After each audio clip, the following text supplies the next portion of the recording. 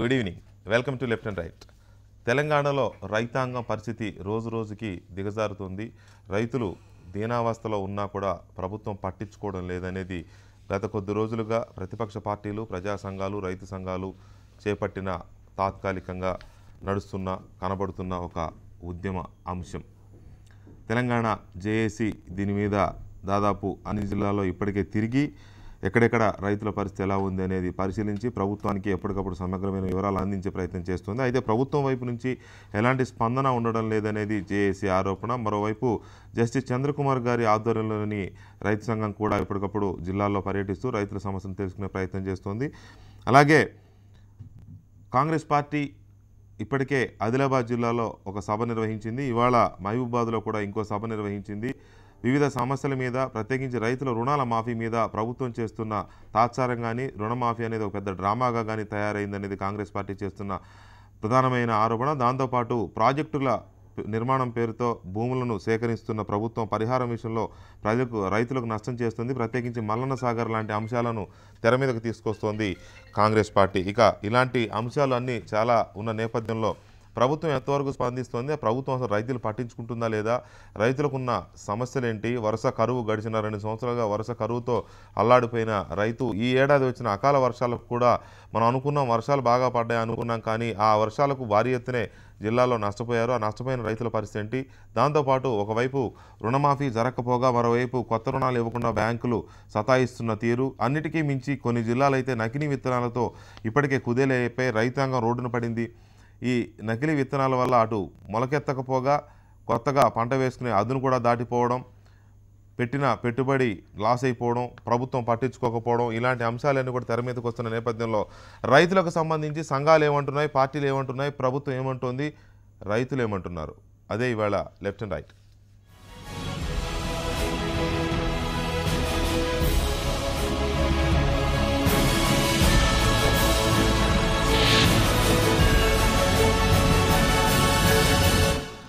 Right. ఇవాళ left and రైట్లో Telangana JAC సమన్వయకర్త పిట్టల రవీందర్ గారు, జస్టిస్ చంద్రకుమార్ గారు అండ్ దుర్గాప్రసాద్ గారు తెలుగుదేశం పార్టీ అధికార ప్రతినిధి, డాక్టర్ వినయ్ కుమార్ గారు కాంగ్రెస్ పార్టీ సీనియర్ నాయకులు స్టూడియోలో ఉన్నారు. డాక్టర్ జలపతిరావు గారు ప్రముఖ శాస్త్రవేత్త, ఈ నెల 23వ తేదీన రైతు దీక్ష చేయబోతున్న ఆ కమిటీలో ప్రముఖులు. అలాగే మరి కాసేపట్లో నోముల నరసింహయ్య గారు టీఆర్ఎస్ సీనియర్ నాయకులు కూడా మనతో జాయిన్ అవుతారు. ముందుగా జలపతిరావు గారు నమస్కారం. ఒక్కసారి ఎట్ ఏ గ్లాన్స్ ఇవ్వండి, తెలంగాణలో రైతాంగం పరిస్థితి ఎలా ఉందనే దాని మీద at a glance report please. అంటే చిన్న రాష్ట్రం ఏర్పడటంలో రైతాంగం కీలక పాత్ర వహించి గ్రామీణ ప్రాంతంలో ముఖ్యంగా వ్యవసాయం వలన అంటే నష్టాలు తగ్గించేసి కొద్ది లాభసాటిగా అవుతుంది. కాబట్టి యువతకు కూడా ఒక మంచి అవకాశాలు ఏర్పడతాయని ఉత్సాహం కొద్దీ తెలంగాణ రాష్ట్రానికి పాటుపడినటువంటి రైతులు వ్యవసాయం చేయటంలో గత 2-3 సంవత్సరాల నుంచి నానా రకాల ఇబ్బందులు ఎదుర్కొంటున్నారు. ఈ నానా రకాల ఇబ్బందులలో ఇంతకుముందు ఉన్నాయి అయినప్పటికీ ఈ రాష్ట్రం వచ్చిన తర్వాత ఈ ప్రభుత్వం కొన్ని చర్యలు చేపడుతుంది. దానివల్ల కొంచెమన్నా లాభసాటిగా మారుతుందని ఇటు రైతులతో పాటు రైతులతో మొన్నటి వరకు పనిచేసిన అలాంటి శాస్త్రవేత్తలు, అధికారులు అందరం ఊహించినటువంటిది. కానీ ఈ సంవత్సరం అని 10 సంవత్సరం కానీ ప్రకృతి కొంచెం కనికరించకపోవడంతో పాటు ప్రభుత్వ విధానాలు కూడా సరిగా రైతును ఆదుకోవట్లేదన్నది మాలాంటి వాళ్ళని కూడా తప్పనిసరిగా అనవలసిన పరిస్థితి ఏర్పడ్డది. ఎందుకంటే రైతుల యొక్క దీనావస్థ చూస్తే ఈ సంవత్సరం చూసినట్టయితే ఎందుకు ముఖ్యమైనటువంటి విషయాలు అంటే ఒక శాస్త్రవేత్తగా, ఒక రైతు సంఘాలతో పాటు పనిచేస్తున్నటువంటి వ్యక్తిగా నేను ప్రభుత్వం దృష్టికి తీసుకురావాల్సినటువంటి కొన్ని విషయాలను మాత్రమే, ఇది రాజకీయ విమర్శ కూడా కాకుండా తీసుకోవాల్సిందిగా ప్రభుత్వంలో ఉన్నటువంటి వారిని కోరేది ఏంటంటే, ప్రైవేటు రంగానికి పూర్తిగా ప్రాముఖ్యత ఏర్పడి వాళ్ళకే పూర్తిగా తాళాలు ఇచ్చినట్టుగా, అంటే తన చేలు ఇచ్చినట్టుగా ఉన్నట్టు వ్యవస్థ తయారైంది. ప్రభుత్వ రంగం నుంచి పరిశోధనలు కానీ విస్తరణ కానీ ఏమీ లేకపోవటం, ప్రైవేటు రంగానికి పూర్తిగా అధికారం ఇచ్చేసి ఇటు విత్తనాల నాణ్యతను పర్యవేక్షించేటువంటి అధికార వ్యవస్థ లోపభూయిష్టం కావటం, పరిశోధనలు చేసి కొత్త విత్తనాలు ఇచ్చేటువంటి వ్యవస్థ లేకపోవటం, తెలంగాణ వస్తే విత్తనము ఒక రైతుకు పెద్ద లాభసాటిగా ఉంటుందనుకున్నటువంటి ఆలోచించిన మేము, ముఖ్యంగా ప్రభుత్వంలో ఉన్న వాళ్ళందరూ కూడా, కానీ విత్తనం వల్లనే ఇప్పుడు కోట్ల రూపాయలు రైతు నష్టపోవాల్సి వస్తుంది. విత్తనం వల్ల లాభం వదిలేసేయండి, సరైన విత్తనం లేక విత్తనం వల్లనే కోట్ల రూపాయలు నష్టపోతున్నాడు అనేది ఒక బాధ కలిగినటువంటి విషయం ఒకటైతే, ఈ మధ్య మార్కెట్లో కూడా పండిన పంటను ముఖ్యంగా ఈ వర్షకాలం ఈ సంవత్సరం చూసుకుంటే ఈ పంటలు వేయొద్దు, పలానా పంటలు వేయండి అని కొన్ని పంటల మార్పుకు ప్రయత్నం చేసినటువంటి ప్రభుత్వం ఆ పంటలకు అనుగుణంగా మార్కెట్ ధరను ప్రభుత్వం నుంచి చొరవ తీసుకొని ఆ పండించిన పంటలకు కొనేటువంటి పరిస్థితి లేకపోవడం ఇంకా దారుణంగా పడుతుంది. Right. ఇది రైట్ కాబట్టి మొత్తానికి ప్రభుత్వం నుంచి ఎలాంటి సహకారం లేదు అన్నది మాత్రం ఖచ్చితంగా మాలాంటి వాళ్ళని కూడా గమనించి ప్రభుత్వం దృష్టికి తీసుకొచ్చినటువంటి అంశంగా రైట్ జలపతిరావు గారు ఒక్క నిమిషం. జస్టిస్ చంద్రకుమార్ గారు, మీ అబ్జర్వేషన్లో, ఎందుకంటే ఒకవైపు కాంగ్రెస్ పార్టీ, ఒకవైపు కమ్యూనిస్ట్ పార్టీ, ఇంకోవైపు మీరు మీ అసోసియేషన్, ఇంకోవైపు జేఏసీ, ఇంకోవైపు ఇతర పార్టీలు 23న దీక్ష కూడా చేపట్టబోతున్నారు. ఇంతమంది ఫోకస్ చేసిన అంశం రైతుల అంశం. అంతగా ఫోకస్ చేయాల్సిన అంశాలు ఏమున్నాయి? ఇప్పుడు రైతులు అంతగా ఎదుర్కొంటున్న సమస్యలు ఏంటి? మీ అబ్జర్వేషన్లో ప్రధానమైన కొన్ని అంశాలు చెప్పమంటే ఏం చెప్తారు? ఇప్పుడు ప్రధానమైనటువంటి సమస్య ప్రస్తుతం మార్కెట్లో ఉన్నది గిట్టుబాటు ధర లేకపోవడం. అంటే ఖర్చు ఎంత పెడుతున్నారు రైతు. మరి స్వామినాథన్ కమిషన్ రిపోర్ట్ ఏం చెప్పింది?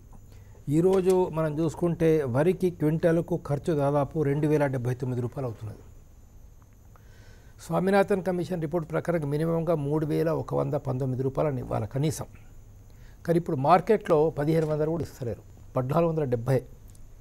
అంటే ఎంత ఖర్చు పెట్టాడో ఖర్చు కూడా రావడం లేదు రైతుకు. నేడు మొక్కజొన్న తీసుకోండి, మొక్కజొన్న 1883 రూపాయలు అవుతుంది ఇవాళ ఖర్చు. అలాంటిది మనకు ప్రభుత్వం అంటే మినిమం సపోర్టింగ్ రేట్ 2824 రూపాయలు ఇవ్వాలి. కానీ ఈ రోజు ఎంత ఇస్తున్నారు? 1500. అంటే ఖర్చు పెట్టింది 1800 అయితే రైతు మినిమం అంటే గవర్నమెంట్ లెక్క ప్రకారమే ఖర్చు పెట్టింది 1800 రూపాయలు అయితే రైతుకి ఇస్తున్నది 1500 రూపాయలు. ఇప్పుడు పత్తి 5395 రూపాయలు రైతు ఖర్చు పెట్టేటువంటి అన్ని లెక్కలు తీసి చూస్తే ఇవాళ ఉండాల్సిన ధర 8000 రూపాయలు, మినిమం 8032 రూపాయలు ఉండాలి స్వామినాథన్ రిపోర్ట్ ప్రకారం. కానీ ఈరోజు మార్కెట్లో గవర్నమెంట్ ప్రకటించిందే 4160 ప్రకటించిన రేటే. అలాంటప్పుడు ఇస్తున్నది ఎంత? ప్రస్తుతం మార్కెట్ లోపల 5500 కూడా రావడం లేదు. అంటే మంచి క్వాలిటీ అయితే, బెస్ట్ క్వాలిటీ అయితే, ఇంకా తక్కువ క్వాలిటీ బాగాలేదని రకరకాల కారణాలు చెప్పి 3000 కూడా ఇస్తున్నారు. 3500, 3600, 4000. మరి ఖర్చు 5000 పైన అయితే ఖర్చు 4000 రూపాయలు ఇచ్చినట్లయితే రైతు ఎట్లా బతుకుతాడు? మెయిన్ ప్రాబ్లం గిట్టుబాటు ధర లేకపోవడం అటువంటిది. ఇవాళ ఏదో పెసర తీసుకోండి, 5900 రూపాయలు ఖర్చు అవుతున్నది. మరి అలాంటప్పుడు రైతుకి ఎంత ఇస్తున్నారు? 3000, ఇవాళ 5200 రూపాయలు కూడా రావడం లేదు మార్కెట్లో. ఇంకా ఈ ప్రధానమైనటువంటి సమస్య గిట్టుబాటు ధర లేకపోవడం. దానివల్ల ఏమైపోతుందంటే పెట్టుబడి పెట్టినది రావడం లేదు. ఈ రైతు ఎట్లా బతుకుతాడు? రైట్. డాక్టర్ వినయ్ కుమార్ గారు, కాంగ్రెస్ పార్టీ రైతు అంశాలను ఎజెండాగా తీసుకొని వెళ్తున్నారు. ఇమీడియట్గా టీఆర్ఎస్ నుంచి వచ్చే ఇమీడియట్ క్వశ్చన్ ఏంటంటే, ఇప్పుడే వచ్చిందా ఈ సమస్య? ఇప్పుడే వచ్చాయా ధరలు? ఇప్పుడే వచ్చాయా తెగుళ్ళు? ఇప్పుడే వచ్చాయా విత్తనాలు? ఇది ఇమీడియట్గా వస్తుంది డెఫినెట్గా. అది నిజం కూడా. ఈ సమస్య ఇప్పటిది కాదు.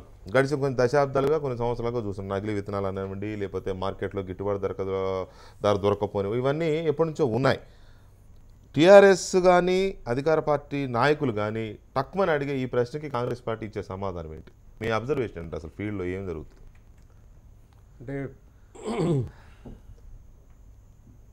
ఒక కాంగ్రెస్ పార్టీ, ఒక టీఆర్ఎస్ పార్టీ అన్నది కాదు ఇక్కడ. ఎందుకంటే రైతుకు అనేక సమస్యలు ఉన్నాయి. ఆ సమస్యలు మనం ఎంతవరకు దాన్ని రాజకీయం చేయకపోతే అంత మంచిదండి.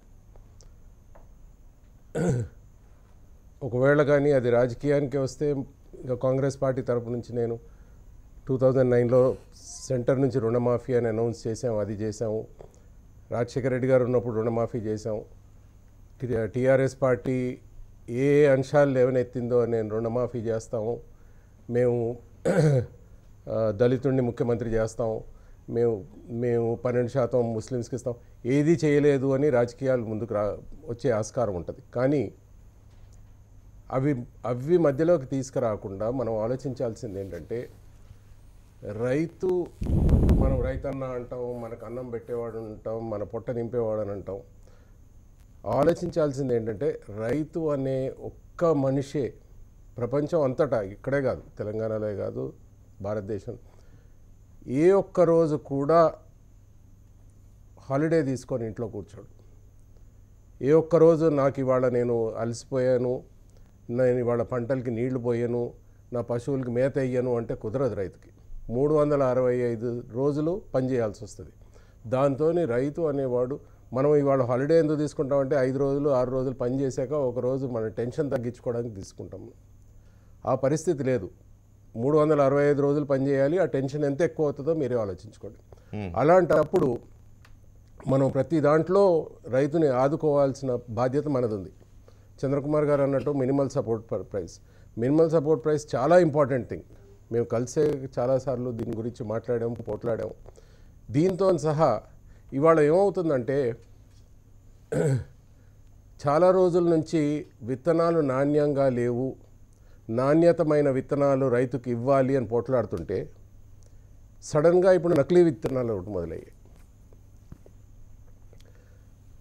ఇవాళ రైతుకి ఉట్టి నష్టం కాదు నకిలీ విత్తనాలు. నేను ఇప్పుడే చెప్పాను, 365 రోజులు పనిచేస్తాడు, శ్రమిస్తాడు. ఆ 365 రోజులు ఆ విత్తనం ఉట్టి అక్కడ మనీ లాసే కాదు, అది డబ్బు లాసే కాదు. ఆ విత్తనం వేసి దానికి నీరు పోసి దాన్ని పండించడానికి ప్రయత్నించి 365 రోజులు దాన్ని పట్టుకొని ప్రయత్నిస్తాడు. లాస్ట్కి అది నకిలీ విత్తనం అయినప్పుడు ఏమవుతుంది? దీనివలన ఇప్పుడు ఇవాళ కాటన్ సీడ్సే కాదు, మిర్చి, ఖమ్మం, వరంగల్, మహబూబాబాద్, నల్గొండ, పార్ట్ ఆఫ్ మహబూబ్ నగర్, వీళ్ళంతా ఈ నకిలీ విత్తనాలు వేసుకున్నారు. ప్రూవ్ కూడా అయింది, ఆ కావేరీ సీడ్స్ నకిలీ విత్తనాలని ఈ ప్రూవ్ కూడా అయింది. మరి దీన్ని పట్టించుకోకుండా ఒకటేమో రుణమాఫీ. ఇవాళ చాలా రోజులు కరువు అన్నారు, ఇప్పుడు ఎక్కువ వర్షాలు పడి వరదలు వచ్చాయి.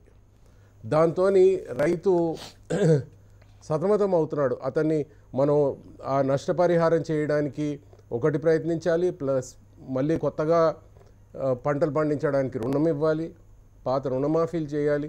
ఇవన్నీ లేకుండా ఒకటి హైదరాబాద్ విస్తరణ అవుతుంటే దూరం వెళ్ళిపోతున్నారు.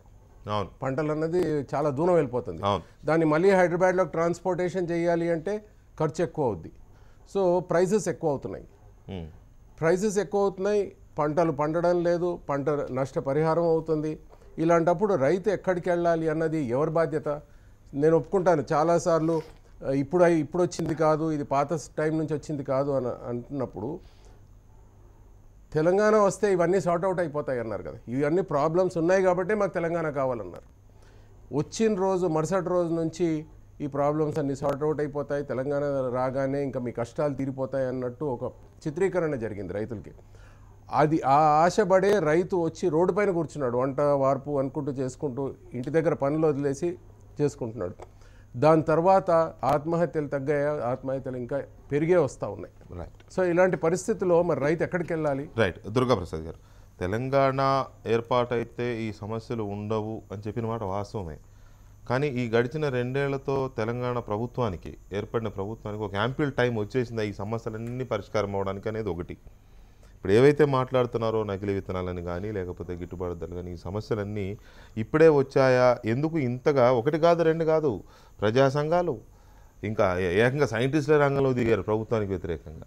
అంటే ప్రభుత్వానికి వ్యతిరేకంగా అనకూడదు, రైతులకు మద్దతుగా. ఆ పోస్టర్ చూస్తే కనపడుతుంది, సాలిడారిటీ ఫర్ ఫార్మర్స్ అని. సో రైతులకు మద్దతు కానీ సైంటిస్టులు కూడా దిగుతున్న పరిస్థితి చూస్తున్నాం. అంటే అంతగా దిగజారిందా తెలంగాణలో రైతు అన్న పరిస్థితి అనేది ఇక్కడ క్వశ్చన్. ఫోకస్ మారిందా? ఈరోజు వెంకటకృష్ణ గారు నిజంగా కూడా ఈ ప్రభుత్వానికి చిత్తశుద్ధి లేదు మాట. సరే, రాజకీయ పార్టీలు, తెలుగుదేశం పార్టీ ధర్నాలు చేసినా, కాంగ్రెస్ పార్టీ ధర్నాలు చేసినా మేము రాజకీయ ప్రయోజనమే అనుకుందాం. ఇవాళ జగపతి గారు సైంటిస్ట్ అయ్యుండి రైతాంగం పట్ల వాళ్ళు చూపిస్తున్నది చూస్తే ప్రభుత్వానికి ఏం కనపట్టలేదండి.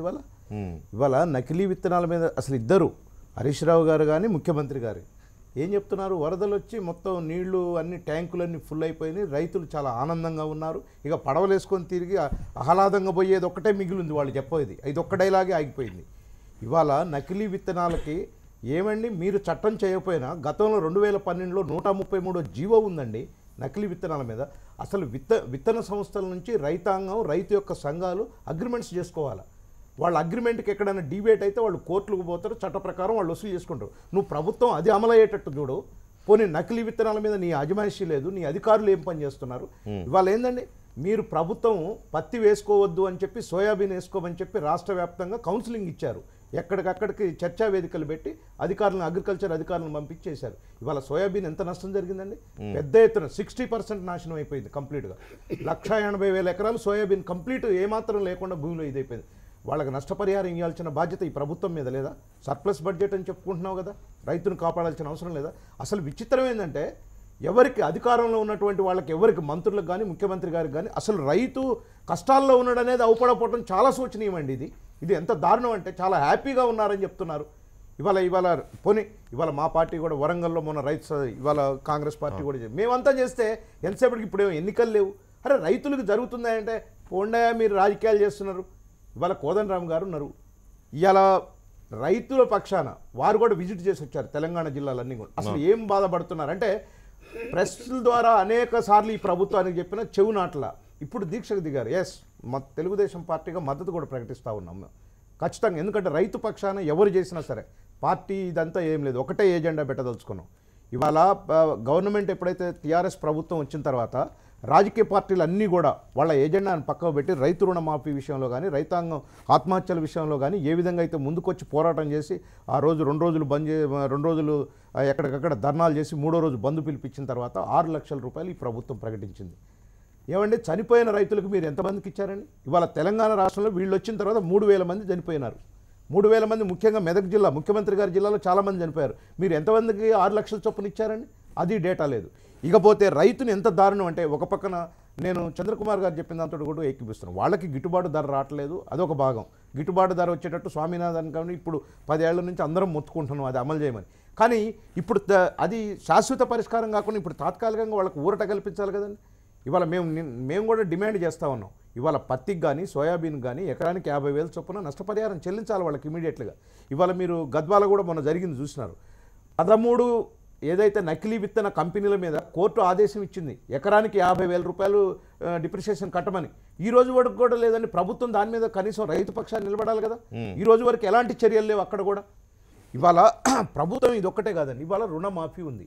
రుణమాఫీ మీరు 3వ దఫా చేసింది 4,250 కోట్లకు గాను 2,000 కోట్లే ఇచ్చారు. మేమేమన్నాం అంటే ఇక మొత్తం కలిపి నెక్స్ట్ 4వ దఫా ఇచ్చేది ఇది కలిపి మొత్తం 6,500 కోట్లు ఉంది. ఒక్కసారి ఇవాళ నీకు బడ్జెట్ సర్ప్లస్లో ఉన్నాం. మొన్ననే ముఖ్యమంత్రి గారు ప్రకటించారు ఈ రాష్ట్రం ధనిక రాష్ట్రం, డబ్బుకేం కొదవలేదు, మీరు మంచి కొత్త సెక్రటరియట్ కట్టుకోండి, 1,200 కోట్ల రూపాయలు ఇస్తున్నాను, 350 కోట్లు రిలీజ్ చేశాను. నేనేమన్నంటే వీళ్ళు ఈ ప్రభుత్వము రైతాంగాన్ని పూర్తిగా నిర్లక్ష్యం చేసింది. వీళ్ళకి అసలు అవుపట్టలేదండి. వీళ్ళకి ఏమైనా ప్రాజెక్టు వాటరే అవుపడుతుంది. భారతదేశంలో ఒక కామన్ ఫినామినా ఏంటంటే దేశవ్యాప్తంగా not only in Telangana, not only in Andhra Pradesh, not only in Gujarat, ఆ మాటకొస్తే ఎక్కడైనా సహజంగా రైతులు నిర్లక్ష్యానికి గురవుతున్నారు, ప్రభుత్వాలు పట్టించుకోవట్లేదు, చట్టాలు నిర్లక్ష్యానికి గురవుతున్నాయి, స్వామినాథన్ కమిషన్ రిపోర్ట్ ఇంప్లిమెంట్ కావట్లేదు, Jaithi Ghosh commission report implement కావడం లేదు, లేకపోతే రైతులకు టైంకి రుణాలు ఇవ్వడం లేదు. ఇలాంటివన్నీ జనరల్గా చేసే అలిగేషన్స్. చాలా జనరల్గా ఎవరు అధికారంలోకి వచ్చినా ఏ ప్రతిపక్షమైనా ఇమీడియట్గా చేసే అలిగేషన్స్ ఎక్కువగా ఉంటాయి. కాకపోతే మనకు మాత్రమే కాస్త ఇవేంటంటే కొద్దిగా రుణమాఫీ ఒకటి సరిగ్గా అవుతుందా లేదా, నకిలీ విత్తనాలు మన దగ్గర ఎక్కువ చూస్తూ ఉంటాం. గడిచి ఫర్ లాస్ట్ 20 years మనం చూస్తున్నాం. సో ఇటువంటి కొన్ని మనకి స్పెసిఫికేషన్స్ ఉన్నాయి, మన స్పెషలైజేషన్స్ ఉన్నాయి. సో జనరల్ కామెంట్స్ కాకుండా పర్టికులర్గా ఈ అంశంలో గవర్నమెంట్ ఫెయిల్ అయింది, ఈ అంశంలో గవర్నమెంట్ ఫోకస్ పెట్టలేదు, లేకపోతే ఈ అంశంలో రైతుల విషయంలో ప్రభుత్వం ఇదైంది అని చెప్పడానికి ఏమన్నా కొన్ని అంశాలు జేఏసీ ఐడెంటిఫై చేసిందా? ఎందుకంటే మీరు కమిటీ వేసి దాని మీద తిరుగుతున్నారు కాబట్టి ఏమన్నా స్పెసిఫిక్ ఇష్యూస్ ఉన్నాయా గవర్నమెంట్ దృష్టి పెట్టనివి కానీ ఫెయిల్ అయినవి కానీ? తప్పనిసరిగా ఉన్నాయి. ఇవాళ తెలంగాణ రాష్ట్రంలో రైతాంగం ఎదుర్కొన్న సంక్షోభానికి పూర్తిగా ఈ రాష్ట్ర ప్రభుత్వమే బాధ్యత వహించాలి.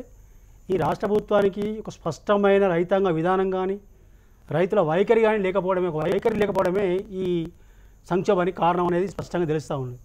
దీనికి బలం చేకూర్చే అంశం ఏంటంటే 2004లోనే తెలంగాణలో ఆత్మహత్యల మీద PIL ఫైల్ అయింది హైకోర్టులో. అందులో జేఏసీ చైర్మన్ కోదండరామ్ గారు ఇంప్లీడ్ అయ్యి 2004లో ప్రభుత్వం వచ్చిన తర్వాత సెప్టెంబర్ అక్టోబర్ ఈ ప్రాంతం 14 అయిన తర్వాత హైకోర్టు స్టేట్ గవర్నమెంట్ డైరెక్షన్ ఇచ్చింది, మీరు చర్చించండి, సలహాలు సూచనలు తీసుకోండి, మేధావుల నుంచి, శాస్త్రవేత్తల నుంచి, రైతు సంఘాల నుంచి, రైతుల నుంచి తీసుకోండి అంటే ప్రిన్సిపల్ సెక్రటరీ ఇరిగేషన్ అగ్రికల్చర్ వీళ్ళంతా కూడా ఒక మీటింగ్ పెట్టినారు. మీటింగ్ ఇచ్చినప్పుడు 45 సంఘాలు పార్టిసిపేట్ చేసినాయి. అందులో వీళ్ళందరూ కూడా ఉమ్మడిగా అంతిమంగా ఒక స్థూలమైన సలహా ఏమిచ్చినారంటే రైతు కమిషన్ ఏర్పాటు చేయాలి అనేది స్థూలంగా వచ్చిన దాని కింద అన్ని సమస్యలు మాట్లాడినారు వాళ్ళు. మార్కెట్లు కానీ, ధరలు కానీ, పెస్టిసైడ్స్ కానీ, ఇంకోటి కానీ ఎక్స్పర్ట్ అడ్వైజరీ అడ్వైజరీ రైతు కమిషన్ అంటే కర్ణాటకలో ఎట్లాగైతే చేసినారో పంజాబ్లో ఎట్లాగైతే చేసినారో జైతి ఘోష్ కమిషన్ నివేదిక ఆధారంగా కానీ స్వామినాథన్ కమిషన్ నివేదిక ఆధారంగా కానీ ఇట్లాంటి చాలా విషయాలని ఓకే సో అప్పుడు ఇచ్చింది అది 2015లో వచ్చినటువంటి ఆలోచన సంవత్సరంన్నర దాటింది వరుసగా 2 ఏళ్ళు దుర్భిక్షాన్ని అనుభవించింది రైతులు ఈ రాష్ట్రంలో అందరికీ తెలుసు దేశంలో చాలా రాష్ట్రాలలో ఉన్నది ఈ రాష్ట్రంలో చాలా తీవ్రంగా ఉన్నది ఇవాళ కూడా 3 రైతులు ఆత్మహత్య చేసుకున్నారు ఇప్పటిదాకా ఆగస్టు నెలలో 66 మంది ఆత్మహత్య చేసుకుంటే అత్యధికంగా మెదక్ జిల్లాలో సిద్దిపేట జిల్లాలో ఆత్మహత్యలు ఎక్కువ జరిగినాయి ముఖ్యమంత్రి బాధ్యత వహిస్తున్న జిల్లాలో ఇరిగేషన్ మంత్రి బాధ్యత వహిస్తున్న జిల్లాలో ఇరిగేషన్ మంత్రి ఏం చెప్తున్నారంటే మొత్తం చెరువులు నిండినాయి నీళ్ళు వచ్చినాయి ఇక రైతులకు సమస్య లేదు వ్యవసాయ శాఖ మంత్రి ఏం చెప్తున్నారంటే రైతులకు కన్నీళ్ళు లేవు ఆత్మహత్య లేని తెలంగాణ సాధించబోతున్నాము త్వరలో సాధించబోతున్నామని ప్రకటిస్తూ ఉన్నారు వీళ్ళకి ఇంత అజ్ఞానం ఎట్లా మంత్రులు నాకు అర్థం కావట్లేదు కేవలం చెర్లలో నీళ్ళు నిండిన మాత్రాన వరుణుడు కరుణించినంత మాత్రాన నీళ్ళు వచ్చినంత మాత్రాన రైతుల కష్టాలు కన్నీళ్ళు తీరుతాయనే భ్రమలలో వీళ్ళు ఉండడం అనేది రైతుల సమస్యల మీద అజ్ఞానంగా ఉండడమే సూచిక ఇది కాబట్టి ఇవాళ రైతులు ఇంకా ఆత్మహత్యలు చేసుకో ఉంటే చెరువులో నీళ్ళు నిండినాయి కాబట్టి ఇక్కడ సమస్యలు మాయమే అంటున్నారు కానీ చెరువులో ఒక నీళ్ళే ఆధారం కాదు రైతాంగానికి వ్యవసాయానికి దాని చుట్టూ అనేక సమస్యలు ఇప్పటిదాకా మిత్రులు మాట్లాడిన అనేక సమస్యలు దానిలో ఉన్నాయి అసలు చాలామందికి గిట్టుబాటు ధర అంటే ఏంటిదో మార్కెట్ ధర ఏంటిదో తెలియకుండా గిట్టుబాటు ధరను సపోర్ట్ ప్రైస్కి మధ్య తేడా తెలియని నాయకులు అధికారులు కూడా ఇలా మనకు ఈ రాష్ట్రంలో కనబడతా ఉన్నారు సపోర్ట్ ప్రైస్కి తర్వాత రైతు గిట్టుబాటు ధరకి తేడా తెలియని వాళ్ళు కనబడతా ఉన్నారు వాటి మొత్తంగా ఒక వ్యవసాయ విధానం అనేది ఉండాలి వ్యవసాయ విధానం లేకుండా దానిలో అన్ని విషయాలు ఇంక్లూడ్ అయి ఉంటాయి కాబట్టి ఈ 40 మందితో హైకోర్టు ఏదైతే సూచన చేసిందో ఆ సూచన ఆధారంగా మీరేదైతే మీ సొంతంగా మీరే ఒక కమిటీ ఏర్పాటు చేసి మీటింగ్ పెట్టి సూచనలు తీసుకున్నారో ఆ సూచనలను హైకోర్టుకు సబ్మిట్ చేసి అందులోకి వెళ్ళి ఆత్మహత్యల నుంచి మళ్ళీ అప్పుడు కూడా ఆత్మహత్యలకు సంబంధించి ఏమన్నది రాష్ట్ర ప్రభుత్వము వీళ్ళకు ఆత్మహత్యలు చేసుకున్న వాళ్ళకి నష్టపరిహారం చెల్లించాలన్నది ఇవాళ వరకు కూడా 2014 నుంచి ఇప్పటిదాకా చేసుకున్నారు 2600 మంది రైతులలో 30 మందికి ఇవాళ దాకా నష్టపరిహారం ఇవ్వలేదు ఇంకా ఇవ్వలేదు ఐడెంటిఫై చేయడంలో చాలా సమస్యలు మాట్లాడుతూ ఉన్నారు రెవెన్యూ వాళ్ళు ఎఫ్ఐఆర్ అంటారు లేకపోతే ఎంఆర్ఓ ఐడెంటిఫై చేయలేదని ఇంకొకరు అంటారు గుండెపోటు దోచిపోయిన ఇంకోళ్ళు అంటున్నారు రైతుల పట్ల అంటే ఎప్పుడైతే వ్యవసాయ రంగం అనేది మార్కెట్ అవసరాలకు అనుగుణంగా మారిందో ప్రజల యొక్క ఆహార అవసరాలు తీర్చే ప్రధానమైన వనరు నుంచి మార్కెట్ అవసరాలు తీర్చేటువంటి వ్యాపార వనరుగా మారిందో అప్పటి నుంచి రైతుల యొక్క సమస్యలు రైట్ నరసింహయ్య గారు నరసింహయ్య గారు నమస్కారం నమస్కారం అండి ఇక్కడ ఒక సమస్యల బొకే ఒకటి తయారు చేశారు చెప్పండి సమస్యల బొకే చెప్పండి సార్ ఏంటంటే పార్టీలు మాత్రమే కాదు ప్రజా సంఘాలు కూడా రంగంలోకి దిగాయి మీ పక్కన కూర్చున్న శాస్త్రవేత్త కూడా రంగంలోకి దిగారు అంటే వారు ఒకరే కాదు వారితో పాటు చాలామంది వ్యవసాయ రంగంలో నిపుణులు అనుభవం ఉన్న వారు కూడా దిగారు వీళ్ళందరూ రాజకీయాల కోసమే అనుకుంటే పొరపాటు రాజకీయాల కోసం కాదు రైతుల దీనికోసం కూడా వ్యవసాయ రంగం అభివృద్ధి కోసం కూడా అయితే ఇక్కడ మాట్లాడుతున్నది ఏంటంటే రుణమాఫీ అని నకిలీ విత్తనాలని రకరకాల సమస్యలు విపరీతంగా వచ్చి చుట్టుముడుతుంటే కూడా గవర్నమెంట్ ఫోకస్ లేదు అని ప్రభుత్వం దృష్టి పెట్టడం లేదు గాలి కొదిలేశారు వ్యవసాయాన్ని రైతులు గాలి కొట్టుకుపోతున్నా కూడా పట్టించుకుంటున్న దిక్కు లేదు అనేది మెయిన్గా చేస్తున్న అలిగేషన్ ఈ అలిగేషన్ మీద మీరేం చెప్తారు మరి ఇప్పుడు వెంకటకృష్ణ గారు ఇప్పుడు మాకు ఇస్తున్నటువంటి ఈ బొకే ఏదైతుందో ఒక్కనాడు బొకే కాదు ఇది దశాబ్దాల కాలం నుంచి వచ్చినటువంటి బొకే నేను ఇదే చెప్పాను స్పష్టంగా మీరు అన్నందుకు నేను తప్పట్టట్లేదు టిఆర్ఎస్ ఫస్ట్ కామెంట్ ఇదే వస్తున్నాను నేను అందుకే చెప్తున్నాను ఆ బొకేకి సంబంధించింది ఎప్పటి నుంచి వచ్చింది అనేది కూడా చూడాలా ఇక్కడ 3-4 అంశాలు ఉన్నాయి పెద్దలు జస్టిస్ చంద్రకుమార్ గారు చాలా ఆలోచించేటువంటి మేధావి వర్గం ఉంది కాబట్టి మన ద్వారా వినేవాళ్ళు కూడా ఉన్నారు కాబట్టి రైతు అనేక సమస్యలతో తల్లడిల్లుతున్నది నిజము రైతుకు ఉపశమనం ఖచ్చితంగా అందాలి ఇది ప్రభుత్వం బాధ్యత ప్రభుత్వం ఇచ్చి తీరాలా దీనికి రైతు నష్టపోతుందానికి కారణాలేంటిది కూడా మనం గతంలో చాలాసార్లు మనమే జైతే ఘోష్ కమిషన్కి సంబంధించి కానీ స్వామినాథన్ కమిషన్ కానీ ఆ రికమెండేషన్స్ ప్రభుత్వాలు ఒప్పుకున్నది కానీ చేసింది కానీ మనం దాని గురించి చర్చ కాదు అవన్నీ ఉన్నాయి కానీ నేను అనేది ఏమిటంటే వీటన్నిటినీ అమలు చేయనటువంటి పాలక వర్గాలు గతంలో ఈరోజు అమాంతంగా ఈ 2.5 సంవత్సరాలలో ఇవన్నీ అమలు కాలేకపోయినాయి ఈ అమలు కాలేకపోయినందుకు ఇప్పుడు పరిపాలన చేస్తున్నాడు లేదు తెలంగాణ కోసం పోరాడినోడు ఏ సమస్య లేకుండా చేస్తానన్నాడు అప్పటికే ఈ సమస్యలు పోలేదని చెప్పేసి అల్లావుద్దీన్ అద్భుత దీపం అవపడతలేదు అనుకుంటే కూడా అంత ఆలోచించలేని అంశం కింద లెక్క అవుతుంది. అది ఆలోచించాలి. రెండోది ఏంటంటే మీరు చెప్తున్న రైతు ఈరోజు కొట్టుమిట్టాడుతుంది నకిలీ విత్తనాలు. పెద్దలు చంద్రకుమార్ గారికి తెలుసు 1966 తర్వాత భారత విత్తన చట్టం అనేదే లేదు. ఆ రోజు సూడి విత్తనాలు అంటాం కదా, మన ఇంటికాడ తయారు చేసినవి, మన ఇళ్ళల్లో తయారు చేసినవి మనం వేసుకున్నటువంటి రోజులలో వచ్చినటువంటి భారత విత్తన చట్టం. దాని తర్వాత అనేక రకాల విత్తనాలు బయట నుంచి వచ్చినాయి, మన దగ్గర తయారైనాయి. దాని కఠినమైన నిబంధనలు కానీ తయారు చేస్తున్నవాడు ఎవడు, తయారు చేస్తున్న వారి మీద యూనివర్సిటీస్కి సంబంధించి వ్యవసాయ యూనివర్సిటీస్కి సంబంధించినటువంటి ఆధిపత్యం ఏమన్నా ఉందా? బీఎస్సీ ఎంఎస్సీ చేస్తున్న అగ్రికల్చర్ విద్యార్థులు ఉన్నారు. వాళ్ళని ఏమన్నా గ్రూప్స్గా హౌస్ సర్జన్స్ మనం ఏ రకంగా అయితే చేస్తున్నామో వాళ్ళని గ్రూప్స్గా చేసి ఈ వ్యవసాయ క్షేత్రాలకు ఎక్కడైతే విత్తన సంస్థలు ఉన్నాయో విత్తన సంస్థలకు సంబంధించిన వ్యవసాయ క్షేత్రాల్లో పంపాల్సిన ఆలోచన ఉండే, అదేమన్నా చేసినారా? ఇప్పుడైనా చేయాల్సిన అవసరం ఉంది మా ప్రభుత్వం మీద. నేను 100% ఈ విషయాన్ని ఒప్పుకుంటే కాదంటలేను.